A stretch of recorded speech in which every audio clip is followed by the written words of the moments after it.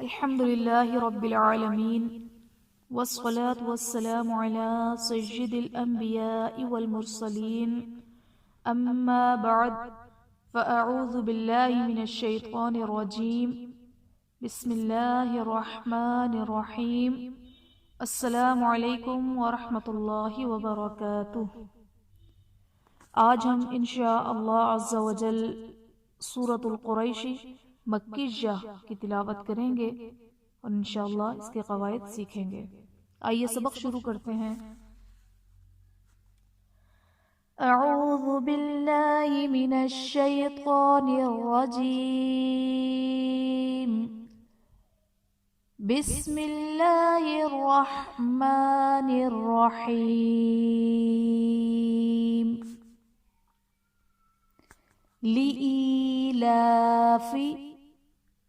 لإیلاف میں یا ساکن سے پہلے زیر ہے، یا مدہ کا قاعدہ ہوگا۔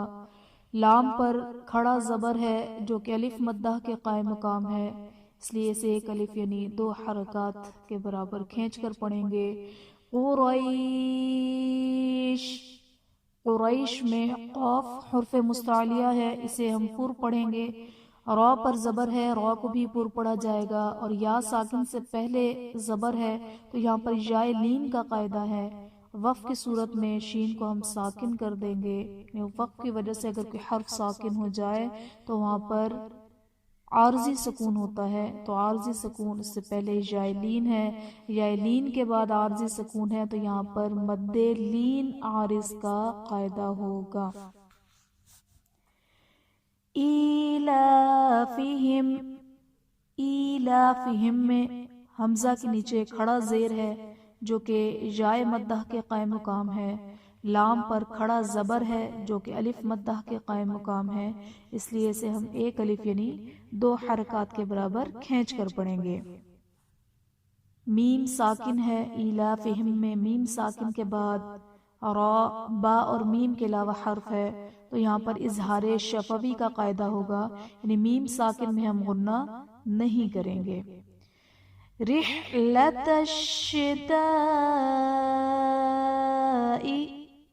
شتائی میں الف سے پہلے زبر ہے، الف مدہ کا قاعدہ ہے، اور الف مدہ کے بعد حمزہ اسی کلمے میں ہے، تو یہاں پر مد متصل کا قاعدہ ہوگا۔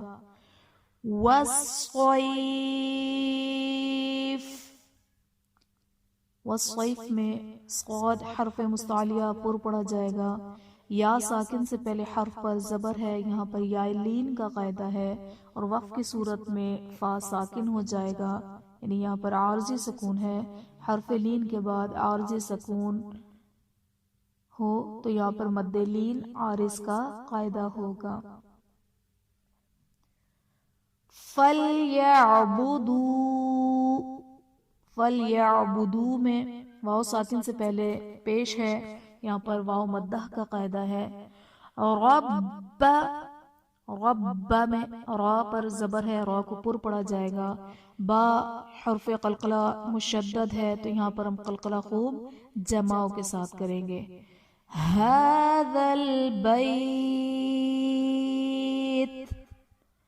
هذا میں ہا پر کھڑا زبر ہے جو کہ الف مدہ کے قائم مقام ہے، اس لیے سے ایک الف یعنی 2 حرکات کے برابر کھینچ کر پڑھیں گے۔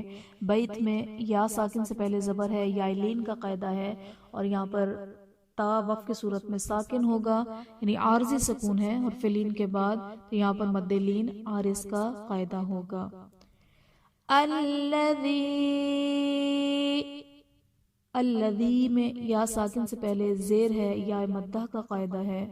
اطعمہم، حرف مدہ کے بعد حمزہ دوسرے کلمے میں آ رہا ہے، تو یہاں پر مد منفصل کا قاعدہ ہوگا۔ اطعمہم میں حرف مستعلیہ ہے، پر پڑھا جائے گا، اور طا حرف قلقلہ بھی ہے، تو یہاں پر قلقلہ حرف ساکن ہے، تو یہاں پر ہم قلقلہ خوب ظاہر کر کے پڑھیں گے۔ اطعمہم من جوع،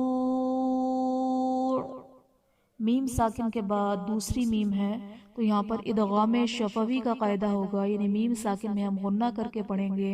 من جوع میں نون ساکن کے بعد حرف اخفا میں سے جیم ہے تو یہاں پر ہم اخفا کا غنہ کریں گے۔ جوع واو ساکن سے پہلے پیش ہے، یہاں پر واو مدہ کا قاعدہ ہے۔ جوع وآمنہم، عین کے نیچے دو زیر کی تنوین ہے، تنوین کے بعد حروف جرملون میں سے واو ہے تو یہاں پر ادغام مع الغنہ کا قاعدہ ہوگا۔ وآمنہم من خوف،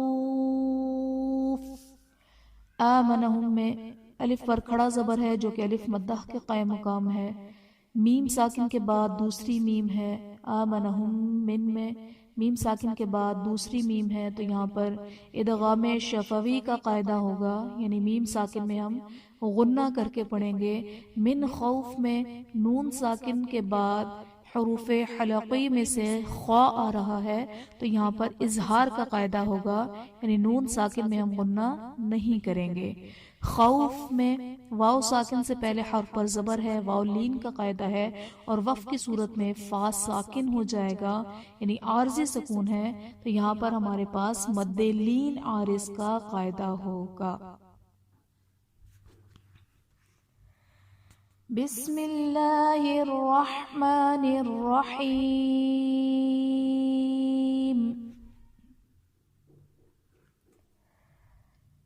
لإيلاف قريش إيلافهم رحلة الشتاء والصيف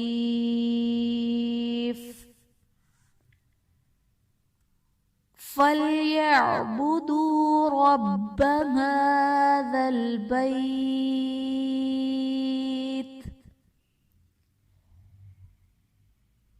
الذي أطعمهم من جوع وآمنهم من خوف۔